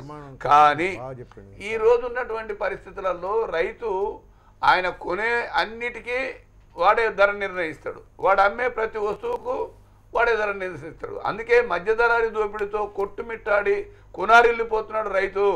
అదే సందర్భంగా తెలంగాణలో ఆత్మహత్యలు కాదు, పక్కన ఉన్నటువంటి నల్గొండ జిల్లాల ఆత్మహత్య. నేను రవీంద్ర గారిని ఒక ప్రశ్న అడుగుతూ రవీంద్ర గారిని నేనేమన్నానంటే, ప్రశ్నలు ఆరోపణలు చాలా జనరల్గా చేసే ఆరోపణలే చేస్తున్నారు, చాలా అవే ఎక్కువగా వినపడుతున్నాయి అన్నాను నేను. అట్ ది సేమ్ టైం మీరు ఇచ్చే సమాధానం కూడా జనరల్ సమాధానం కొట్టుమిట్టాడుతున్నాడు అనే ప్రశ్నని సమాధానంగా మార్చి చెప్పడం కాదు కావాల్సింది. ఇక్కడ మనం చేస్తే ఒక మాట దయచేసి వినండి. నరసింహయ్య గారు ఇక్కడ దాటేసుకొని పోవడానికో లేకపోతే సమాధానాన్ని ఎటు తిప్పి ఒక మాట వినండి, ఒక మాట వినండి. మోకాలకి బట్టతలకి ముడివేసి ఒక్క నిమిషం సార్, మోకాలకు బట్టతలకి ముడివేసి అవతల వాడు సమాధానం చెప్పలేని విధంగా కార్నర్ చేద్దామనే మనకున్న రాజకీయ పరమైన వాగ్దాటిని మొత్తాన్ని ఇది కాదండి కావాల్సింది. సరిపోదు కదా, కడుపు నిండదు కదా. అదే కదా నేనంటున్నది, అదే కదా నేనంటున్నది కూడా అదే కదా. ఇక్కడ నేను మాట్లాడుతుంది ఒకటే. మీ పక్కన జలపతిరావు గారు ఉన్నారు. జలపతిరావు గారు మీరు అంటున్నారు 2.5 సంవత్సరాలు అయింది, ఈ 2.5 సంవత్సరాల్లోనే అంతా జరిగిపోతుందా అని. కారు పార్టీ అధికారంలోకి వచ్చి 5 కార్లు అయింది. అవునండి, మీ పక్కన ఉన్నటువంటి వారు 5 కార్లు అయింది సార్. కాంగ్రెస్ గానీ 5 కార్లు 5 కార్లు అంటే నేను మళ్ళీ విడమర్చి చెప్పాలి కదా. 5 కార్లు అంటే 5 సీజన్లు అని అర్థం. పంట కార్లు అంటారు కదా, కారు అంటారు సీజన్. సో 5 సీజన్లు సరిపోదా అండి జలపతిరావు గారు? నకిలీ విత్తనాలు ఎక్కడి నుంచి వస్తున్నాయి? అంతకుముందు తెలంగాణ నాశనం చేసిన నకిలీ విత్తనాలకు మూలం ఎక్కడుంది? దాని జన్మస్థానం ఎక్కడుంది? మన అధికారులు చాలామంది మీలాంటి వాళ్ళు ఉన్నారు. పోచారి శ్రీనివాసరెడ్డి గారు డైరెక్ట్గా ఊడిపడలేదండి, తెలంగాణలో మంత్రిగా చేసే ఊడిపడ్డాడు. నరసింహ గారు డైరెక్ట్గా ఊడిపడలే, చాలా కాలం అసెంబ్లీలో ఎమ్మెల్యేగా పనిచేసి ఇక్కడ ఊడిపడ్డాడండి. ఇక్కడ కూర్చున్న వాళ్ళు కూడా అంతే. కాబట్టి తెలంగాణ రాష్ట్రం కొత్త కానీ రాష్ట్రానికి ముఖాలు కొత్త కాదు, ఈ నాయకత్వం కొత్త కాదు. జలపతిరావు గారు 5 కార్లు సరిపోలేదా నకిలీ విత్తనాలు ఐడెంటిఫై చేయడానికి కారు పార్టీకి? జలపతిరావు గారు ఇది నేను ముందుగానే విన్నవించుకున్నాను. యాక్చువల్గా ఇది రాజకీయ చర్చగా మారకూడదు, కేవలం రైతుల సమస్యల గురించే మాట్లాడదాం. వాళ్ళు చేయలేదు, మనకు అందరికీ తెలిసి ఇంతకుమున్న ప్రభుత్వాలు కూడా పట్టించుకోలేదు. కానీ ఈ ప్రభుత్వం మీద ఆశలు పెట్టుకుని ఉన్నటువంటి సమయంలో సమస్య ఇంకెక్కువ అవుతున్నా కానీ చూడకుండా ఉంటున్నారు, పట్టించుకోవట్లేదు అనేది ఒక పెద్ద సమస్య. రెండోది ఏంటంటే, ఒక శాస్త్రవేత్తగా బహుశా ప్రభుత్వానికి చూపెట్టేది ఏంటంటే, రైతుకు ఆర్థికంగా లాభసాటిగా లేక వాళ్ళు పంటలు మారుస్తున్నారు, వ్యవసాయం వదిలేస్తున్నారు, తర్వాత జీవితాలను వదిలేస్తున్నారు అనేది రోజు రోజుకి ఎక్కువ అవుతున్న సమస్య ఇది ఒకటి. ఇంతకుముందు నరసింహ గారు అన్నారు ఇది విత్తన చట్టం లేదు ఇదని. సరే, విత్తన చట్టం తీసుకురావడానికి ఎవరి జాప్యం అయింది ఏందని పక్కన పెట్టండి. మొన్న అంటే నకిలీ విత్తనాల విషయంలో చూసినట్టయితే నాణ్యత లేని విత్తనాలు ఇచ్చిన దాంట్లో వెంకటకృష్ణ గారు మీకు కూడా వ్యవసాయంలో ఇవన్నీ సమస్యలు బాగా తెలుసు కాబట్టి జరిగిన లోపం ఏంది? పూర్తిగా వ్యవసాయ శాఖలో పనిచేసే అధికారులు అక్రమంగా పర్మిషన్ ఇచ్చినటువంటి కంపెనీలు అమ్ముకున్నటువంటి విత్తనాలు. నేను విత్తన చట్టమే ఉన్నది, యాక్ట్ ఉన్నది, వాళ్ళు ఖచ్చితంగా తయారు చేసి పరిశోధన చేసి ఈ ప్రాంతానికి అనుకూలమైనటువంటి రకాలను మాత్రమే మార్కెటింగ్ పర్మిషన్ ఇవ్వాలి. ఎవరు వాళ్ళ ఊరు పేరు లేని వాళ్లకు మార్కెటింగ్ పర్మిషన్ ఇచ్చినారు, మీరు ఇచ్చిన లైసెన్స్ ఇచ్చినటువంటి డీలర్ల ద్వారా అమ్మినారు. వ్యవసాయ శాఖలో ఉన్నటువంటి అధికార మొత్తాంగం చూసింది. వాళ్ళ మీద ఒక ప్రిన్సిపల్ సెక్రటరీ, ఒక కమిషనర్, వాళ్ళ మీద ఒక మంత్రి, ఇంతమంది ప్రజాప్రతినిధులు, ప్రజలకు సేవ అందించే అధికార యంత్రాంగం ఉండంగా కూడా ఎవరో ఒకరిద్దరు వచ్చేసి ఇష్టారాజ్యంగా విత్తనాలు అమ్ముకొని పోతే దీనికి చట్టం కావాలి, లేకపోతే 2-3 సస్పెండ్ చేసినాము, పీడీ యాక్ట్లు పెట్టినాము. రైతు కోట్ల రూపాయలు నష్టపోయిన తర్వాత ఇది యాక్ట్ కాదు, మీ దగ్గర పనిచేసేటువంటి అధికార యంత్రాంగం ఏ విధంగా పనిచేస్తుంది, ఉన్నటువంటి అధికారాలను ఏ విధంగా వాడుకుంది అన్నది పూర్తిగా విఫలం కావటం కృష్ణ గారు ఒకటైతే. నేను నరసింహ గారికి మళ్ళీ ఒకటి ఏంటంటే, రైతు సంఘాలను ఏర్పాటు చేసి విత్తనాలను రైతులే తయారు చేసుకునేటువంటి పద్ధతి ఉంది, అవకాశాలు ఉన్నాయని మేము గొంతెత్తి అరుస్తున్నాము. బహుశా ముఖ్యమంత్రి గారు కూడా పూర్తిగా అవగాహన ఉన్నటువంటి అంశం. వ్యవసాయదారుడు మన ముఖ్యమంత్రి గారు, వ్యవసాయదారుడే ముఖ్యమంత్రి అయిన ఈ రాష్ట్రంలో ఇలాంటి సమస్యలు రాకుండా ఉంటాయని అందరూ ఆశపడతారు. నేనేమంటున్నా, రైతు విత్తన సహాయక సంఘాలను పటిష్టం చేసి మీ విత్తనాలు మీరే తయారు చేసుకోండి, ప్రభుత్వ సంస్థలు అధికారులు మీకు సహాయపడతారు, మీరు విత్తనాన్ని అమ్ముకొని మీరు 10 రూపాయలు సంపాదించాలి కానీ కొనుక్కొని కాకూడదు అన్నటువంటి అంశాన్ని వాళ్ళు పూర్తిగా పక్కన పెట్టారు. ఎకరానికి ₹1 కోటి లాభం వచ్చే వ్యవసాయం లాగానే ఉందా తెలంగాణలో వ్యవసాయం అనేది? తెలంగాణ వ్యవసాయం అనేది అంత పరిణితి ఉందా? ఇలా నరసింహయ్య గారు చాలా అనర్గళంగా మాట్లాడగలుగుతారు.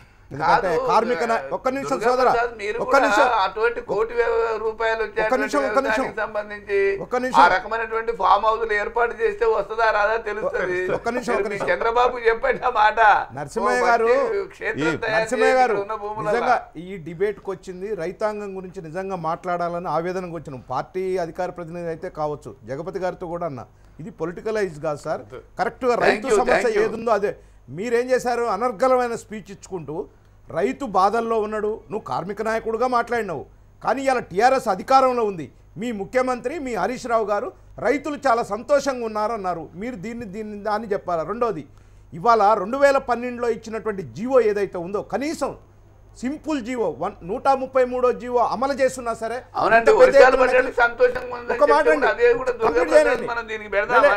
కంప్లీట్ చేయనండి. 133 జీవో ఏదైతే 2012లో రైతాంగం కోసం ఇచ్చినటువంటి జీవో, ఆనాడు ఏ ప్రభుత్వం ఉన్నా సరే, అది ఎందుకు మీ వ్యవసాయ అధికారులు ఈరోజు అమలు చేయలేదు? రైతాంగంతో వాళ్ళకి ఎందుకు డీల్ కుదిరించలేదు? దాని మీద ఎందుకు మీ పర్యవేక్షణ లేదు? రెండో విషయం, మీరు ఇవాళ రుణమాఫీదండి, మీరు అసలు గత ప్రభుత్వాలు ఏళ్ళ సంగతి ఎందుకు చెప్పుకొస్తున్నారు? మీరు అసలు బంగారు తెలంగాణలో మీకు సర్ప్లస్ బడ్జెట్ ఇచ్చినట్లో రైతులు కన్నీరు మున్నీరు అవుతున్నాయా అని ఆయన అంటే, ముఖ్యమంత్రి గారు స్వయాన్ని చెప్తున్నారు బోరనంత సర్ప్లస్ బడ్జెట్ ఉంది, ఏమైనా చేయొచ్చు ఈ రాష్ట్రాన్ని అని అంటే రైతు గోస అవుపడదా? అంటే అందరికి కార్పొరేట్ మీ ముఖ్యమంత్రి గారు పండిస్తే ₹1 కోటి వచ్చినట్టు అందరిని అట్లే చేయండి. ఇక్కడ పెద్ద ఏది భాండారంగా మేము తయారు చేస్తాం, పెద్ద యూనివర్సిటీలు పెడతాం అన్నీ చెప్పి ఇవాళ 2.5 సంవత్సరాలు దాటి 3వ సంవత్సరంలో. రైట్, వినయ్ కుమార్ గారు, ఇక్కడ రాష్ట్రం చిన్నదైనప్పుడు ఆ రాష్ట్రాన్ని పరిపాలించే ప్రభుత్వం యొక్క ఫోకస్ ఎక్కువగా ఉంటుంది, అన్ని రంగాల్ని ఎక్కువ దగ్గర నుంచి చూసుకునే ఒక అవకాశం ఉంటుంది. అలాంటి పరిస్థితి కనపడుతుందా మెయిన్గా అగ్రికల్చర్ మీద, ఫార్మర్కి సంబంధించి? ఎందుకంటే తెలంగాణకే ఎక్కువ సమస్యలు ఉన్నాయి, ఇరిగేషన్ పరంగా తెలంగాణకి ఎక్కువ సమస్యలు ఉన్నాయి, విత్తనాల పరంగా తెలంగాణకి ఎక్కువ సమస్యలు ఉన్నాయి, వ్యవసాయ పరంగా తెలంగాణకి ఎక్కువ సమస్యలు ఉన్నాయి, అప్పుల పరంగా తెలంగాణకి ఎక్కువ సమస్యలు ఉన్నాయి, తర్వాత ఆత్మహత్యల పరంగా తెలంగాణ ఎప్పుడు అది రికార్డ్ ఏం కాదు, దురదృష్టకరమైన రికార్డ్ అది, అందులోనూ తెలంగాణ యొక్క ముందుంటుంది. సో వీటన్నిటినీ పరిష్కరించే ఫోకస్ తెలంగాణ ప్రభుత్వానికి ఉంది, అనుభవం ఉంది. ఉద్యమ కాలంలో 14 ఏళ్ల పాటు వీటి మీదనే కదా మాట్లాడింది, వీటిని బేస్ చేసుకుని మనం ఉద్యమాన్ని నిర్మించుకుంటూ వచ్చాం, చివరికి రాష్ట్రాన్ని సాధించాం. మరి ఆ నిర్మించుకున్నదంతా కూడా ఫోకస్ అంతా కూడా కనబడుతుందా ఇవాళ ఫీల్డ్లో? తెలంగాణలో ప్రాబ్లం ఎందుకుందంటే, హైదరాబాద్ ఒక్కటి వదిలిపెడితే ఈ ఐటీ హబ్ ఇవన్నీ అనుకుంటే మిగతా తెలంగాణ అంతా పూర్తిగా అగ్రికల్చర్ మీద డిపెండ్ అయ్యి ఉంది, వాటర్ మీద డిపెండ్ అయ్యి ఉంది, అంటే న్యాచురల్ వాటర్. మీరే అదే ఆంధ్ర సైడ్ వాళ్ళకి వేరే కూడా ఉన్నాయి, ఫిష్ ఫార్మింగ్ అని చాలా ఉన్నాయి, ప్లస్ వాళ్ళ కోస్ట్ ఉంది, ప్లస్ వాళ్ళకి గోదావరి భీమవరం అంతా కోస్టల్ సైడ్ మంచి పంటలు వస్తాయి అక్కడ, అంటే గ్రీనరీ అసలు కనిపిస్తుంది అక్కడ, ఉట్టే పడుతుంటుంది. ఇక్కడ ఇప్పుడు నరసింహులు గారు అన్నారు విత్తన చట్టం లేదని. నేను నా పర్సనల్ ఉదాహరణ ఒకటి చెప్తాను నేను మీకు. 2012-2013లో ఒక మాకు ఫ్యామిలీకి బాగా తెలిసిన ఒక విత్తన కంపెనీ అతను వచ్చి ఇలాగ మమ్మల్ని డిస్ట్రిబ్యూట్ చేయనియడం లేదు, కొంచెం అగ్రికల్చర్ మినిస్టర్ మీకు బాగా తెలుసు కదా చెప్పగలుగుతారా అంటే, నేను కన్నా లక్ష్మీనారాయణ దగ్గరికి వెళ్ళి నేను అడిగాను, నేను ఇలాగా ఈ మైకో వాళ్ళు వాళ్ళ విత్తనాలు ఏదో ప్రాబ్లం అవుతుంది అంటున్నారు. దాన్ని ఏమైంది అంటే ఆయన నాకు చెప్పింది ఏంటంటే, డాక్టర్ గారు ఈ విత్తనాలు మేము టెస్ట్ చేయించాం. టెస్ట్ చేయిస్తే అసలు చాలా లో గ్రేడ్ విత్తనాలు ఇవి. అండ్ వేరే వేరే కంపెనీస్ చూస్తే 8th 9th ర్యాంక్లో కూడా లేవు ఈ విత్తనాలు. వాళ్ళ స్వంత మహారాష్ట్రలో అది బ్యాన్ అయ్యింది, కర్ణాటకలో బ్యాన్ అయ్యింది. మనం ఇక్కడ ఇచ్చినప్పుడు వాళ్ళు దాన్ని షార్టేజ్ తీసుకొచ్చి బ్లాక్లో అమ్ముతున్నారు, అసలు నాణ్యత లేని విత్తనాలు. అంటే మీరు బ్యాన్ చేసే బలం మీ చేతిలో ఉంది. విత్తన చట్టం ఉందా లేదా వదిలిపెట్టండి, మీకు బ్యాన్ చేసే బలం ఆ అథారిటీ మీ చేతిలో ఉంది. అవి అయినప్పుడు మీకు ఇవాళ జాదూ కాటన్ సీడ్స్ అని కావేరీది ప్రూవ్ అయిపోయింది, CS333 గ్రీన్ ఎరా మీకు ప్రూవ్ అయింది, జీవా సీడ్స్ మిర్చి సీడ్స్ ప్రూవ్ అయింది. ఇవి నకిలీ విత్తనాలు అని ప్రూవ్ అయినప్పుడు మీరు ఏ విధంగా వాళ్ళని మీరు రైతులకి డిస్ట్రిబ్యూట్ చేయడానికి ఒప్పుకుంటున్నారు? ప్లస్ మీకు అంటే మనం రైతన్నకి పక్కన నిలబడాలి అని అనుకున్నప్పుడు ప్రతి దగ్గర చంద్రకుమార్ గారు మేము వెళ్ళినప్పుడు రైతులకి అడ్వైస్ చేసింది ఏంటంటే సాయిల్ టెస్టింగ్ చేసుకోవాలి. ఊర్లలో చెప్పింది సాయిల్ టెస్టింగ్ చేసుకొని అక్కడి నుంచి మీరు ఇదంతా ప్రతిదీ సైంటిఫిక్గా చేద్దాం, మీ విత్తనాలు మీరు పండించేలాగా మేము ఎంకరేజ్ చేస్తాం, ఇవన్నీ చెప్పినప్పుడు మీకు కొన్ని పిక్చర్స్ పంపించాను నేను. వాళ్ళు 6 నెలల క్రితం వాళ్ళ సాయిల్ ప్యాకెట్స్ తీసుకెళ్ళి అగ్రికల్చరల్ ఆఫీసర్స్కి ఇచ్చారండి. రీసెంట్గా నాకు 15 రోజుల ముందు నన్ను లిటరల్గా తిడుతూ రాశారు, 6 నెలల క్రితం మేము తీసుకెళ్ళి ఇచ్చిన సాయిల్ ఇదిగోండి మా ప్యాకెట్స్, వివిధ విలేజెస్, ఒక విలేజ్ కాదు, అగ్రికల్చర్ ఆఫీసెస్లో వాళ్ళ ఆఫీస్లో పడేస్తుంది 6 నెలలు. ఎవరు టెస్ట్ చేసిన వాళ్ళు లేడు. మరి అగ్రికల్చరల్ ఆఫీసర్స్ ఎందుకున్నారు? వాళ్ళ బాధ్యత ఏంటి? ఇదంతా రాజకీయమా? ఇది రైతుల పక్కన నిలబడ్డానికి కదా. ఇంతవరకు మేము పబ్లిసైజ్ చేసుకోలేదు కదా, ఇవన్నీ వెళ్ళామని, ఇవన్నీ చేస్తున్నామని పబ్లిసైజ్ చేసుకోలేదు కదా. ఇది ఒక చంద్రకుమార్ గారు, మనం గిట్టుబాటు ధర మీరు ఎత్తిన పాయింట్లోకి వస్తే, ఆ మధ్య ఉల్లిగడ్డ ధర బాగా పడిపోయింది అని అనుకున్నప్పుడు నిజానికి నేను కూడా వండర్ అయ్యాను. హరీష్ రావు గారు ఇన్వాల్వ్ అవ్వడము, మహబూబ్నగర్ జిల్లా నుంచి రైతులు కూడా వచ్చి అభినందించారు. ఎందుకు అని అంటే కిలో ఉల్లిగడ్డకి 5 రూపాయలు గవర్నమెంట్ పే చేసి కొనండి, మార్కెటింగ్ కూడా ఆయన చూశారు కాబట్టి ఆ రకమైన చొరవ తీసుకొని చేస్తుంటే ఓకే, కొంతలో కొంత ప్రభుత్వం ఇన్వాల్వ్ అయింది, కంటిన్యూట్ ఫండ్ ఏదో పెట్టింది అన్న ఇది ఆ ఫీల్ కనిపించింది. దీన్ని బేస్ చేసుకుని కర్నూలు జిల్లాలో ఉన్న రైతులు అక్కడ ప్రభుత్వం మీద తిరగబడ్డారు. తెలంగాణ ప్రభుత్వం 5 రూపాయల కిలో చొప్పున ఉల్లిగడ్డ కొంటుంటే ఇక్కడ ఎందుకు కొనడం లేదని అడిగారు. బట్ నేను మొన్న శనివారం గద్వాల్లో దశ తీసకపోతే అక్కడికి వచ్చిన రైతులందరూ తిట్టకుండా తిడుతున్నారు ప్రభుత్వాన్ని. ఒక్క పైసా పెట్టి కూడా ఉల్లిగడ్డ కొనలేదని. అదేంటి హరీష్ రావు గారు ప్రకటించారు, కొంతమంది రైతులు వచ్చారు కదా ఈ జిల్లా నుంచి అని అంటే 5 పైసలు కూడా ఇవ్వలేదు మాకు, మా ఉల్లిగడ్డ అంతా మేము పారపోసామని చెప్పి ఓపెన్గా మాట్లాడారు. అదే మందా జగన్నాథ్ గారు, డికే అరుణ గారు వాళ్ళంతా దిశలో ఉన్నారు. సో అదొకటి. సో గిట్టుబాటు ధర వీళ్ళు చెబుతున్నది ఒకటి, కింద జరుగుతున్నది ఒకటి అని ఇది. ఇందాక జలపతిరావు గారు చెప్తున్నారు సూర్యాపేటలో పెసలు ఇంకా ఇతర ధరలు భయంకరంగా ఉన్నాయి, నానిపోయినాయి అంట, నీళ్ళలో అమ్మడానికి తీసుకొచ్చాడు పారబోసిపోయినారంట. అంత దయనీయమైన పరిస్థితి ఉంది. సో ఒకటి గిట్టుబాటు ధర లేదు. గిట్టుబాటు ధర లేదు అని అనుకుంటే కొనేవాడు లేడు. ఫస్ట్ ఆఫ్ ఆల్ మన మార్కెటింగ్ యార్డ్లు చైర్మన్ పదవులు ఇచ్చుకుంటూ పోతున్నాం, వాళ్ళకి కార్లు బొగ్గ కార్లు అన్నీ చాలా వస్తున్నాయి, కానీ అంతకుమించి అక్కడ మార్కెట్ యార్డుల్లో రైతుకు ఉపయోగపడితే కనిపించట్లా. సో ఈ వ్యవస్థను మార్చకపోతే మనం దీక్షలు చేస్తామా, మీరు సంఘాలు పెడతారా, పాదయాత్రలు చేస్తారా, ఫలితం ఏంటి? That is the point. ఇప్పుడు ఇక్కడ ఏంటంటే ప్రభుత్వం ముందుకు రావాలండి.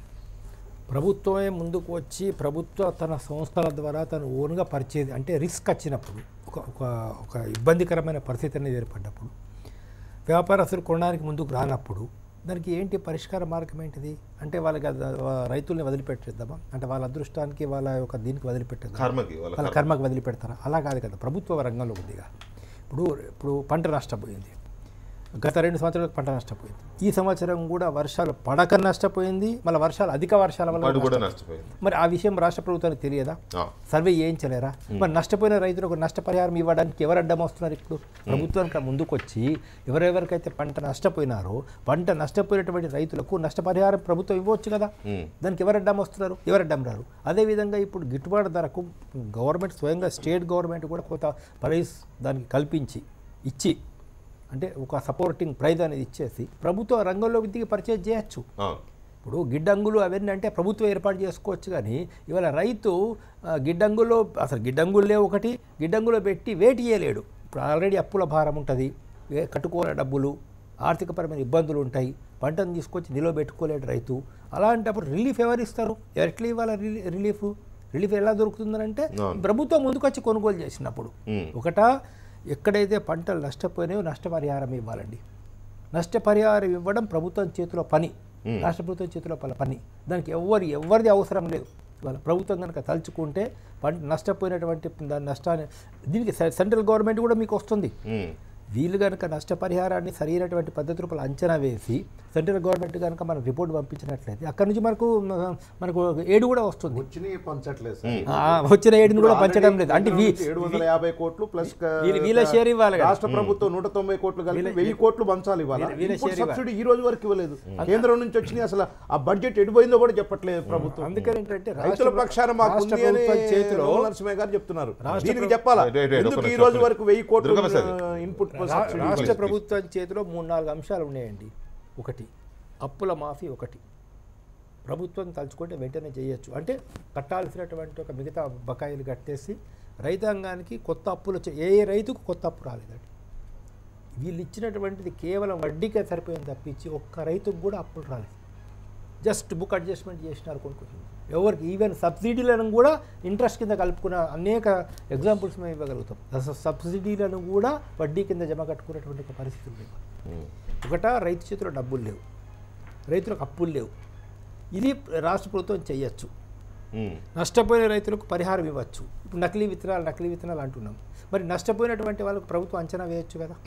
అంచనా వేసేసి ఆ కంపెనీల మీద, ఇప్పుడు రైతు డైరెక్ట్గా వెళ్ళి కంపెనీ మీద కేసు పెట్టాలంటే అది అయ్యే పని కాదండి, చాలా కష్టం. ఒక 2 ఎకరాల రైతు, 3 ఎకరాల రైతు, 4 ఎకరాల రైతు, సన్నకారు రైతులు వెళ్ళి ఆ ఇతర కంపెనీల మీద కేసులు పెట్టి వేయాలంటే సాధ్యం కాదు. ప్రభుత్వం దానికి పూనుకొని ఒక జీవో ఇచ్చి అగ్రికల్చర్ ఆఫీసర్స్ని ఆథరైజ్ చేసేసి నష్టపరిహారం కంపెనీలతో డైరెక్ట్ కూర్చోబెట్టి మాట్లాడి నష్టపరిహారం ఇప్పించచ్చు. వాళ్ళు ఇవ్వకపోతే వీళ్ళ మీద లీగల్ ప్రొసీడింగ్స్ చేయండి. ఇప్పుడు అసలు విషయం తెర మీదకి వస్తుంది.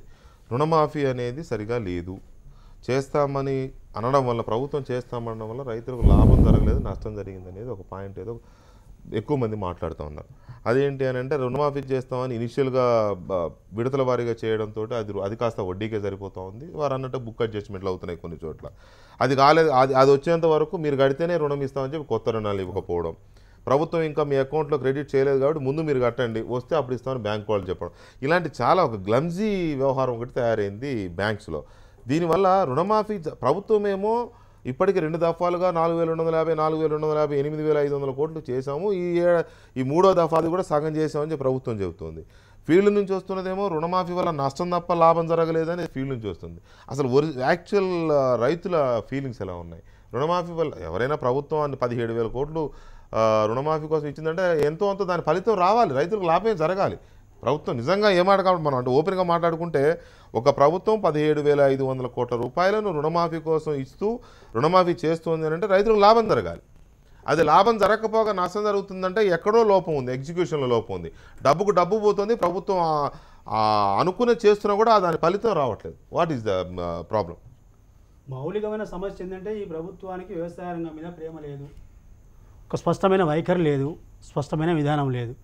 2 ఏళ్ళు దుర్భిక్షం ఎదుర్కొన్నటువంటి రైతులకు ఎక్కువ మోతాదులో ఆదుకోవాల్సిన అవసరము సమయం వచ్చింది.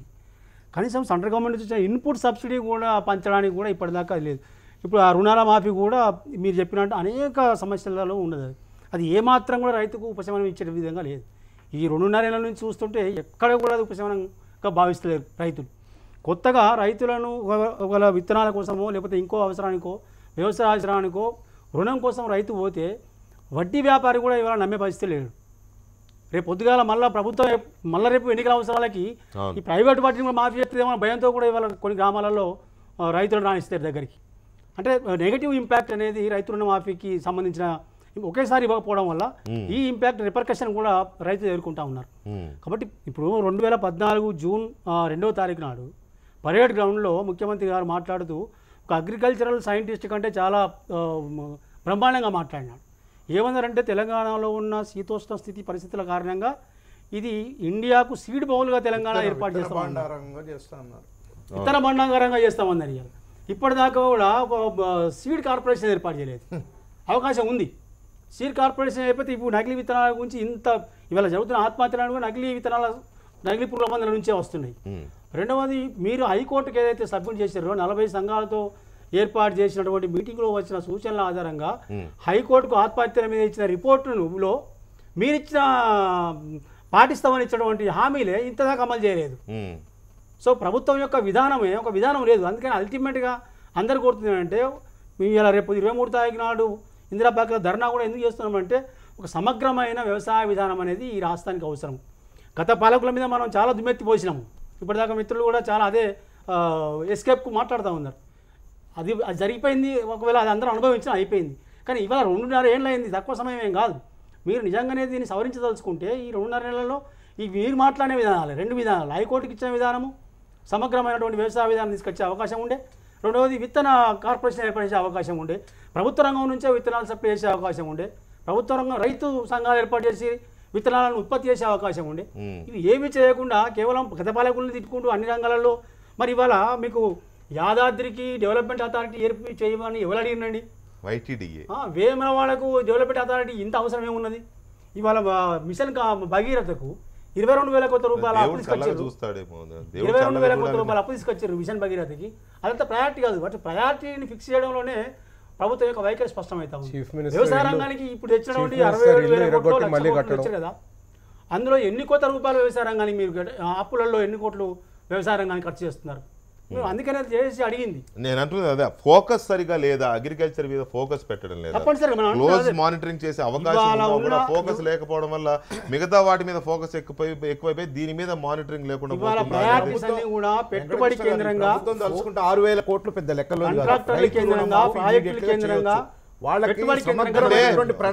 మీరు అంటున్న దాంట్లో 6,000 కోట్లు ప్రభుత్వానికి పెద్ద సమస్యగా తలుచుకుంటే రుణమాఫీ ఇమీడియట్ గా చేయొచ్చు అంటున్నారు. ఇప్పటికి ఆల్రెడీ 8,000 కోట్లు ప్లస్ 2,000 కోట్లు 10,000 కోట్లు 11,000 కోట్లు చేసింది ఆల్రెడీ. కానీ అది రైతులకు చేయలేదని ఒకవైపు మీరే చెప్తున్నారు. ఒకవైపు 11,000 కోట్ల రూపాయల ప్రభుత్వం రుణమాఫీ చేస్తే దానివల్ల నష్టమే జరిగిందని ఒకవైపు చెప్తున్నారు, ఒకవైపు 6,000 కోట్లు చేస్తే తీరిపోతుంది అంటున్నారు. ఎలా ఈ రెండింటికి పొందర కుదరదు? బహుశా ఒకేసారి చేయకపోవడం వల్ల నష్టపోయిండు. కొన్ని అట్లా దఫాలకు ఇచ్చిందని మీరు చెప్పినట్టు ఇస్తున్నారా? వాళ్ళకు బ్యాంకర్స్ కి బాండ్స్ ఇస్తామన్నారు, బాండ్స్ ఇచ్చారా? నరసింహ గారు ఇక్కడ 23వ తేదీన తెలంగాణ రైతు జేఏసీ ఈ జేఏసీలు పెట్టే వ్యవహారం మనం తెలంగాణ ఉద్యమం నేర్పింది కాబట్టి తెలంగాణ రైతు జేఏసీ ఏర్పాటైంది. తెలంగాణ రైతు జేఏసీ తీసుకున్న స్లోగన్ ఏంటంటే ఎద్దేడ్చిన వ్యవసాయం నడవదు, రైతేడ్చిన రాజ్యం నడవదు కదా. తెలంగాణ ఉద్యమంలో టీఆర్ఎస్ చెప్పిన స్లోగనే ఇది. ప్లీజ్, తెలంగాణ ఉద్యమంలో కేసీఆర్ గారు టీఆర్ఎస్ చెప్పిన స్లోగనే తెలంగాణ వచ్చిన తర్వాత కూడా వినిపిస్తోంది. ఆ స్లోగన్ ఆధారంగానే ఒక దీక్ష జరుగుతోంది ఎల్లుండి 23వ తేదీ. వెంకటకృష్ణ గారు, ఇక్కడ ఎద్దేడిచిన ఇప్పుడు వ్యవసాయం కానీ రైతు ఏడిచిన రాజ్యం కానీ ఉండకూడదనే దానికోసమే కదా గోదావరి మీద ప్రాజెక్టులకు సంబంధించి కానీ, ఈరోజు పాలమూరు ఎత్తిపోతలు కానీ, అదే నక్కలగండికి సంబంధించి కానీ, జలయజ్ఞం కానీ నీళ్లు డెవలప్ చేయడం కోసం కదా. కరెంటు లేక అల్లాడుతున్నటువంటి రైతు, కరెంటు 9 గంటలు కరెంటు వచ్చి ఇంకా అదనంగా వస్తే కూడా మొన్నటిదాకా వర్షాలు లేక వద్దని చెప్పినటువంటి పరిస్థితి. అది రైతు ఏడవద్దనే, వ్యవసాయం ఏ రకంగా హాని కావద్దనే ఈరోజు కేసీఆర్ గారి ప్రభుత్వం ఒక దృఢ సంకల్పంతో చేసినటువంటి అంశాన్ని గమనించాలి. రెండో అంశం ఏంటంటే మనం విషయానికి వద్దాం. ఈరోజు మనం అనుకున్నాం కదా వ్యవసాయానికి నష్టం జరుగుతుంది వెంటనే. ఇప్పుడు మనం ఏదైనా వాహనం తీసుకున్నా మరొకటి తీసుకున్నా వెంటనే ఇన్సూరెన్స్ వస్తుంది. పంటల బీమా ఎందుకు అమలు అవ్వడం లేదు? ఇది ఒక కేసీఆర్ వల్ల మాత్రమే అమలు అవ్వడం లేదా? ఇప్పటిదాకా దీనికి జరిగినటువంటి మూలాలు ఏంటిదనేది కూడా మనం అర్థం చేసుకోవాలి కదా. ఒక మాట, అందుకని మీరు టీఆర్ఎస్ నాయకుడుగా ఒక విషయం నరసింహ గారు, విత్ డ్యూ రెస్పెక్ట్ నరసింహ గారు ఒక మాట వినండి, దయచేసి వినండి ఒక మాట. విత్ డ్యూ రెస్పెక్ట్స్, నేను మిమ్మల్ని టీఆర్ఎస్ నాయకుడిగా పిలిచాను. మీరు టీఆర్ఎస్ నాయకుడిగా మాట్లాడితేనేమో మీరు కూడా ప్రశ్నించే రైట్ లేదు. మీరు సమాధానం చెప్పాల్సింది లేకపోతే ఒక పరిష్కారం చెప్పాల్సిన ప్లేస్లో మీరున్నారు. లేదు ఒక ఇండివిజువల్గా ఒక రైతుగా బలహీన వర్గాలకు చెందిన రైతుగా మాట్లాడదలుచుకుంటే ఎస్ మీరు కూడా కొన్ని ప్రశ్నలు చెప్పండి. అంతేగాని ప్రశ్నించేవాడు ప్రశ్నించి సమాధానం చెప్పేవాడు నేను చెప్పనా సమాధానం? Is it my duty? ఇప్పుడు ఇష్యూ ఉంటే ఖచ్చితంగా మీరు చెప్పిన దానికి నేను ఇష్యూ లేదా? సమాధానం చెప్తా. Yes, ఇష్యూ లేదని చెప్పండి పోనీ. సంబంధించినంత వరకు ప్రభుత్వం ఈరోజు అన్నిటికీ సంబంధించినటువంటి అంశంలో పనిచేస్తుంది. రైతుకు సంబంధించినటువంటి మద్దతు ధర విషయంలో ప్రభుత్వం పూర్తి స్థాయిలో మార్కెట్లకు వచ్చి మరి పనిచేయాలనే ఏడుస్తున్నది ఎవరు? ఆలోచనతో ఉంది. మరి ఏడుస్తున్నది గత ఎవరండి? ప్రభుత్వాల నరసింహ కంటే గారు, తెలంగాణ నేను అడుగుతున్నా మిమ్మల్ని, మరి ప్రభుత్వం ఏడుస్తున్నది రైతు ఎవరు? మొత్తుకుంటున్నారు. మరి ఏడుస్తున్నది ఎవరు? ఇప్పుడు మీరేమో ఎద్దేసిన వ్యవసాయం బాగుపడదు, రైతు ఏడిసిన రాజ్యం బాగుపడుతుంది మాకు తెలుసు, మేము అన్ని చేస్తున్నాం, ఎవరు అందుకనే ఆ రాజ్యాన్ని ఎవరు కూడా ఏడవకుండా రాజ్యాన్ని చేస్తున్నామని చేస్తున్నాం. మీరు చెప్తున్నారు. మరి ఏడుస్తున్నది ఎవరు? పార్టీలు ఏడుస్తున్నాయా? అవునండి, ప్రజా సంఘాలు ఇప్పుడు ఏడుస్తున్నాయా? మొన్నటిదాకా వట్టిగానే కరువు మీ మీద పడి చెప్పేసి ఏడుస్తున్నాయా? చేసింది ఎవరో మనకు తెలుసు. ఓ నాకు చెప్పండి, కరెంటు రాజకీయంగా కోతలు వీళ్ళు చేసింది ఎవరో ఏడుస్తున్నారు. మనకు తెలుసు. కాదు ఇప్పుడు నేను పోనీ మీరు అది చెప్పండి, చేసేదానికో ఎవరు ఇంకోటి ఏడవడం లేదు బాబు, అనడం లేదు. ఎవరు ఏడవడం లేదు బాబు, రాజకీయంగా వీళ్ళు ఏడుస్తున్నారు తప్ప ఎవరు ఏడవడం లేదు. మీరు చెప్పండి ఓపెన్ గా, మీకు అంత కాన్ఫిడెన్స్ ఉంటే నేను ఒక మాట చెప్తా వినండి. చెప్పండి. మెదకు ఎన్నికల ముందు గాని, వరంగల్ ఎన్నికల ముందు గాని ఏడిచింది ఎవరు, డిపాజిట్లు పోగొట్టుకుంది ఎవరు ప్రజలే చెప్పినారు ఆ రోజు. మళ్ళీ కూడా మీరు ఎంత ఏడిచినా ఎంత మీరు చూసినా ఎన్ని రైతు చెప్పినా పక్షాన రాజకీయాలు నిలబడడానికి మాట్లాడుతున్నారు తప్ప కేసీఆర్ రైతు గారి సంక్షేమం ప్రభుత్వం గురించి మాట్లాడటం లేదు. దృఢ ఉంది, ఖచ్చితంగా పనిచేస్తుంది. Right. రైతులకు జలపతిరావు గారు, సంబంధించిన అన్ని విషయాల్లో జలపతిరావు గారు, బాధ్యత ఫైనల్ కంక్లూజన్ ప్లీజ్. చెప్పగలుగుతున్నాను. ఏడుస్తున్నది రైతులు కాదు, ఏడుస్తున్నది ఎద్దులు కాదు, ఏడుస్తున్నది పార్టీలు, ఏడుస్తున్నది సంఘాలు, ఏడుస్తున్నది ఎవరైతే ప్రభుత్వం అంటే గిట్టని వారు ఏడుస్తున్నారు. అది వారు అంటే నేను అందించలేదు, వారు చెప్పదలుచుకుందని చెప్పించే ప్రయత్నం చేసి అంతే. దాన్ని వారు ఒప్పుకున్నారు. సో ఇక్కడ రైతు ఏడవడం లేదు, ఎద్దు ఏడవడం లేదు బాబు. జలపతిరావు గారు ఏడుస్తున్నారు, చంద్రకుమార్ గారు ఏడుస్తున్నారు, దుర్గాప్రసాద్ గారు ఏడుస్తున్నారు, పిట్టల రవీంద్ర గారు ఏడుస్తున్నారు, వెంకటకృష్ణ ఏడుస్తున్నాడు, వినయ్ కుమార్ ఏడుస్తున్నారు. జలపతిరావు గారు ప్లీజ్, జలపతిరావు గారు ప్లీజ్, జలపతిరావు గారు ప్లీజ్, జలపతిరావు గారు ప్లీజ్, జలపతిరావు గారు ప్లీజ్. ఉప ఎన్నికలు కానీ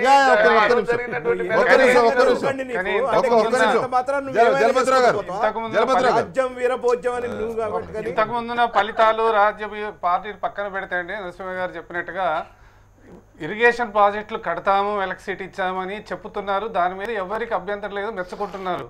కానీ వచ్చే ఫలితాలు ఎప్పటికీ 10 సంవత్సరాల తర్వాత, 10 సంవత్సరాల వరకు వ్యవసాయాన్ని నిలబెట్టండి, రైతును వ్యవసాయం చేసేటట్టుగా చేయండి అనేటువంటి మా యొక్క విన్నపం. ఆ విధంగా వ్యవసాయానికి